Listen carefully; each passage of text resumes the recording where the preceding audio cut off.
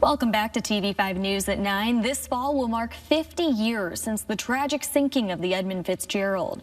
To honor the 29 crew members who lost their lives, a group of local swimmers plan to swim over 400 miles, starting from where the ship sank in Lake Superior all the way down to Belle Isle in Detroit. Calling in this morning to tell us more, we have organizer and marathon swimmer himself, Jim Dreyer. Good morning, Jim. Good morning, Lauren, and good morning, Saginaw, Flint, and Bay City. Oh, we are so happy to have you this morning.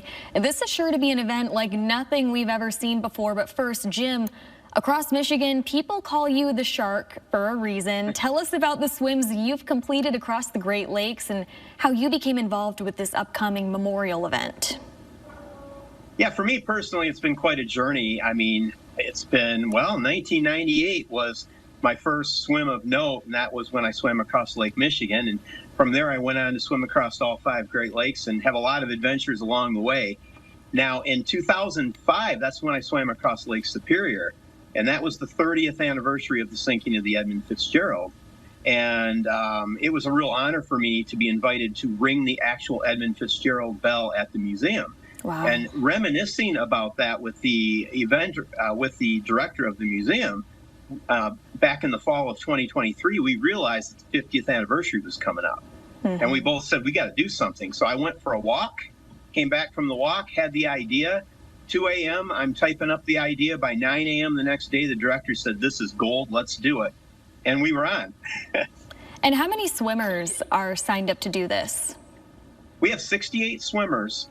The 411 miles, it's broken down into 17 stages. And so we've got 17 teams of 4 swimmers, and they're each swimming 30 minutes at a time.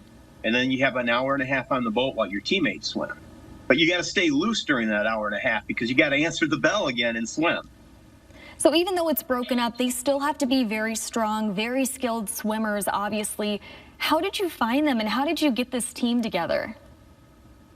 Well, I'm pretty connected in the swim community because I've been doing this for so long. But I put the word out just with all of the various swim groups that are out there. You can find them in on social media.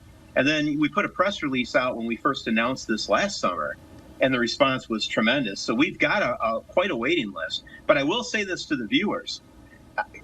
Go to our website and get on the waiting list if you are at all interested, because things happen at the last minute, and we could be calling you. So we're always looking to build up that wait list. That's good to know. Well, take me through the route for this event from start to finish. What are some of the highlights swimmers will stop and see along the way? Well, obviously, starting over the wreck of the Edmund Fitzgerald is probably the greatest highlight. We're going to start with a very moving ceremony over the wreck, as you can imagine. And then the swimmers start for Whitefish Point, 17 miles away. And it was the safety of Whitefish Bay right around the point that Captain Ernest McSorley was desperately trying to get to save the ship.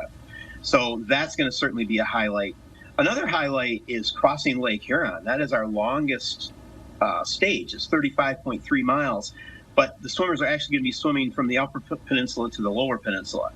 Another highlight is right in your backyard, swimming across Saginaw Bay. That's 32 miles from Osable to Grindstone City. And so, that's a big stretch of open water. And then another big swim, I think, is going to be swimming the length of the St. Clair River, in that current. It's 30 miles, but they're really going to be flying. And then finally, it's 30 miles across Lake St. Clair to the finish line in Detroit. So those are some of the real big highlights, I think.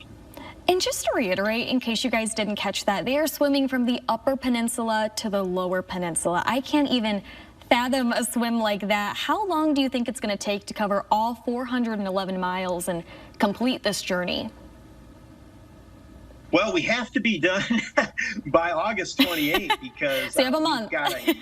We've got a memorial ceremony at the Mariners Church of Detroit. You know the the Gordon Lightfoot song, The Wreck of the Edmund Fitzgerald, where he sings about ringing the bell 29 times for each of the mariners on the ship. Well, we're gonna do that again 50 years later. It's going to be a great ceremony, very moving once again afterwards. So we need to be finished before then. There's 17 days of swimming because there's 17 stages, but we scheduled a day off day before and a day after. So we really have 3 days to finish the stage, which you really kind of need because you don't know what the weather's going to do. So I'm going to be living out of a suitcase for more than a month as we're traveling along organizing this. But, it's a labor of love. I am so honored to be doing this. And we've got such a great group of swimmers. Well, your team is so dedicated. And this major event will also be the subject of an upcoming documentary film, The Legend Lives On. What can you tell us about that? I'm excited about that film because, the reason we're really doing this, the biggest reason by far, is to help forever memorialize the 29 men who died. And this film is going to last forever. So 50 years from now, people are going to look back and they're going to watch this film and see what these crazy swimmers did 50 years ago. And so it is really a way to preserve their memory. And other than that, it's also telling the backstory of maritime history in the Great Lakes. I mean, the story of the Edmund Fitzgerald, obviously, is the biggest backstory of the film. But beyond that, all of the other shipwrecks that have taken place, few people realize that there have been over 6,000 shipwrecks in the Great Lakes and over 30,000 mariners have died. They faced some incredible perils out there while they were building the economies of both the United States and Canada. So this will be a very educational film as well. Definitely.